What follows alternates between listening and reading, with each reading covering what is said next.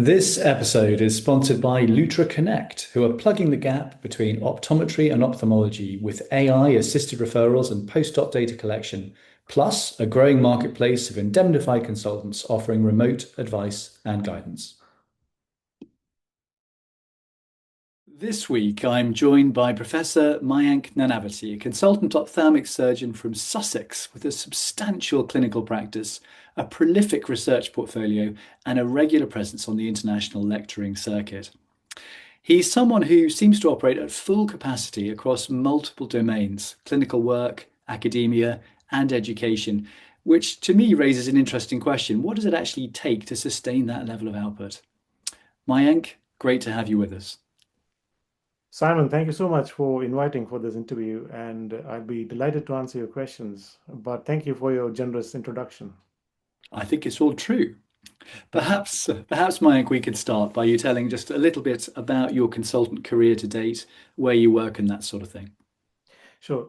So at the moment, I'm working with University Hospital Sussex NHS Foundation Trust. I joined the trust at the Sussex Eye Hospital site in June 2013.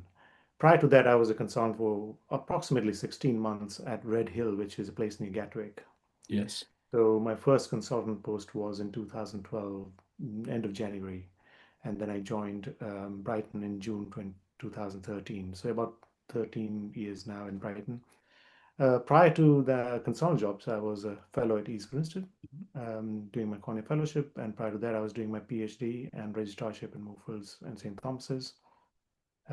So yeah, here I am after 13 years in Brighton. Yeah, I do cornea, cataract, and refractive surgery mainly, so front of the eye, essentially. fantastic. And if patients wanted to find you, where would they look for you? So they can find me on the NHS site. I work at Sussex Eye Hospital, Princess Royal Hospital in Havers On the private sector, I work at the Nuffields in Havers and Brighton, and also at the Sussex Eye Hospital in the evenings. Wonderful. Now, over the years, you've maintained an exceptionally high level of output, clinically, academically, educationally. Let's be honest, is it sustainable in the long term, or does something inevitably have to give? Good question, actually. People do ask me the same question over and over again, but I don't feel the stress at all. To me, this is like my day to day, and I think doing anything apart from ophthalmology will be my hobby. So ophthalmology is not my hobby, and it's I take it as a playground, a thing which I want to do whole day, and then anything else is my spare time, basically. Well, that's wonderful, really, isn't it? Is there any hidden cost of being so productive? The cost is family. Family does have to pay. At the moment, actually, I'm getting away with that because of the two young kids who are still in their late teens and early 20s. So once they basically settle down, I'll probably go more in energy and more wider, I would guess. But until now, they have suffered a lot. Let me put it this way, but they've not complained. Do you ever manage to switch off properly, or are you essentially always running at some level of professional engagement? Yes, I do actually. And switching off is mainly during the congresses and conferences when I meet colleagues like yourself and have a drink or a chat, or you just relax at that time. During the working days, switching off is when I'm speaking to the patient and not operating. So clinics are fun for me, basically. I like talking to patients. Operating becomes monotonous after 6 hours. I really want a break. That Uh, seems entirely reasonable, doesn't it? yeah. Do you find your performance drops off after 6 hours? Surgically, yes, I would say I would not like to operate more than 6 hours because it does not give me the best of myself. Talking and networking or chatting with friends, I can do that whole day. It's not a problem. And are some of your operations as long as your predecessors, grafting bits of shin and teeth to people's corneas and that sort of thing? No, thankfully, I didn't take that line. So that was quite helpful because I then decided to grow the corneal transplant services, cross-linking keratoconus services instead, and the research side of things at Brighton, which I think has been going on very well for 13 years now. Now, at your level of activity, you can't surely do everything yourself. How do you decide what to let go of and to delegate? So that's a good question. The way we work at Brighton is we have fellows, and fellows are senior level fellows. So the advantage of having senior level fellows are that basically they know 80% of the work you're doing anyway. As a result, the supervision is only needed in 20-25% of the work they do. So you do get that spare 75 to 80% time where you can do things apart from supervision, and that's what I do. For example, on a cataract list, if there are seven cataracts which are complex, fellow can do it at least five of them.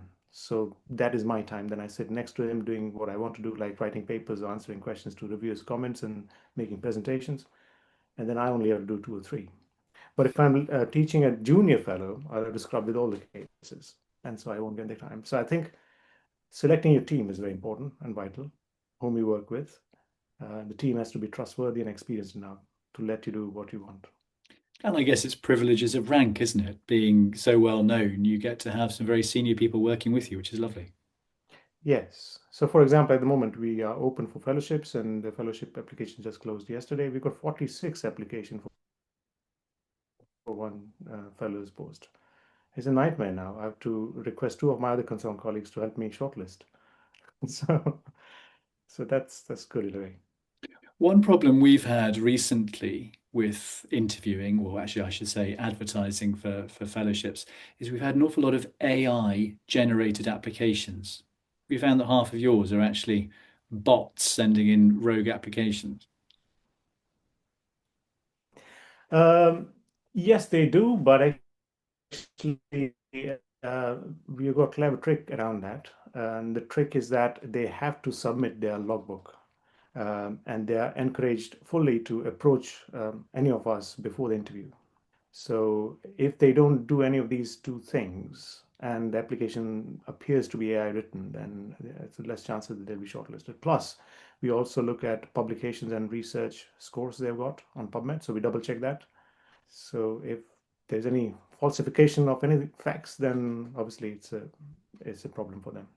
Yes, we do something very similar by asking them to send a CV in at the same time, and it does Yeah. catch a few out. Turning to your research, you've published extensively, as you know, and you're going to be the object of great envy by many as a result. How much of modern research output in general is genuinely advancing care, and how much is just academic currency, for want of a better term? I would say about 65% is academic currency, and the rest would be advancing care. Academic currency is important to actually do the rest of the 30% work, which will advance the care, because you need to know how to do research. And to how to do research, you need to do some basic stuff, which may not be new, may not be groundbreaking, but it's still something which gives you and your team some experience to progress. Now, that 30-35% work will progress the field, but not to the level that it will be groundbreaking, like Charlie Kalman inventing a phaco machine, for example. Yes. Uh, I was intrigued you were able to put a percentage figure of 65 or 35% on it immediately. Is it something you'd given thought to before that question? yes, that is my personal figure, I would say. But it may vary from researcher to researcher, and sometimes you may find it's 80 to 20, or 90 to 20, 95 to 5, or sometimes it's 10 to 90. With such a strong academic and clinical profile, do you feel a responsibility to maintain a certain standard or even quantity of research output?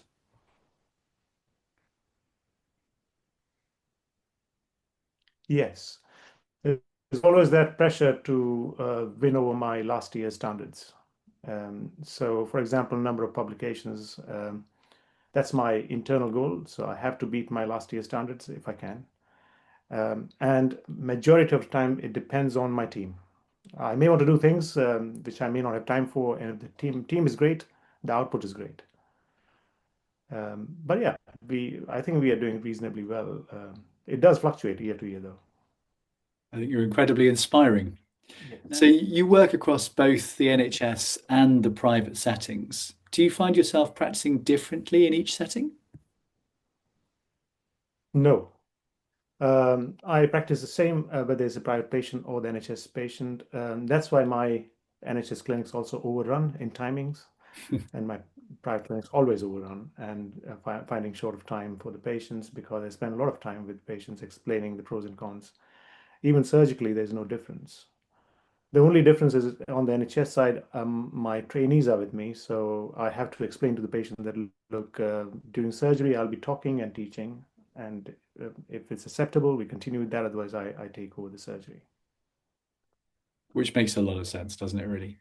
What advice do you give trainees who think they need to do everything like you, clinical work, research, presentations, to succeed? But what I train people to do is just learn one thing, which is a basic thing, and do it consistently well and master that first before you establish yourself independently. Because what I've learned over a period of years is that when the new fellows join, they go on the YouTube, or when I give them the first DMAC peel, for example, and they see 10 techniques of peeling DMAC on the internet. And then they come on the day of surgery saying that I'm going to peel it like this.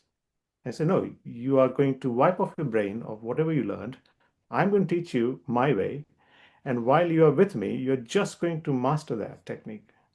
And once you get consistent 6-5 outcomes at 2 months of these DMAX, then you do whatever you want. You can employ any of these techniques which you learn from YouTube. But to get that internal confidence on that particular technique, procedure, or knowledge, it is important to have consistency on the basic fundamental stuff, and then you build yourself on it. It is interesting how some people are able to do that, to adapt their technique, and others simply can't. I certainly get that occasionally with some of our trainees who come through. They've already decided how they're going to do it. Yes, Now, that's Mayank, not the right way to proceed. That's not the right way. no, no, indeed. Now, if you were to need cataract surgery yourself tomorrow, which I appreciate is highly unlikely, what lens would you choose to have implanted in your own eyes? Um, I would have gone for a full range of focus lenses, but the only thing which puts me back for that is I'm a commuter. I commute from Surrey to Sussex every day and night, winter and summer, which is about 55 miles one way. So at this point of time, I would have to choose a refractive EDOF lens or a partial range of field lens and not full range of focus lens. How depressing for you. Do you have a particular brand in mind or? Well, at this point of time, I would prefer Johnson POC. But if you ask me the same question 2 years down the line or 3 years, there might be a different lens as the technology advances. Who knows what lenses Absolutely. are around the corner? And would you go for a mild monovision result in the perfect world? No, not really, because first thing is I'm hyperope, and hyperopic patients are always happy with EDOF lenses, as you know. And I don't mind wearing plus ones or plus 0.5s for reading. These are very focused anyway, so I can go back to the glasses. And my wife married me with these glasses on. So if I become like this, surely she's not going to recognize me in the house. Well, we can't have that. Well, Mayank, after chatting to you, I feel most inadequate. It's been very revealing. I'm very impressed. Thank you so much. Thank you so much, Simon. What you do on these webinars and interviews is great. I will go back and look at all your interviews in the past. I actually looked at a couple, the early ones which you did, I think, with my colleagues in NT segment, which were great. Thank you so much.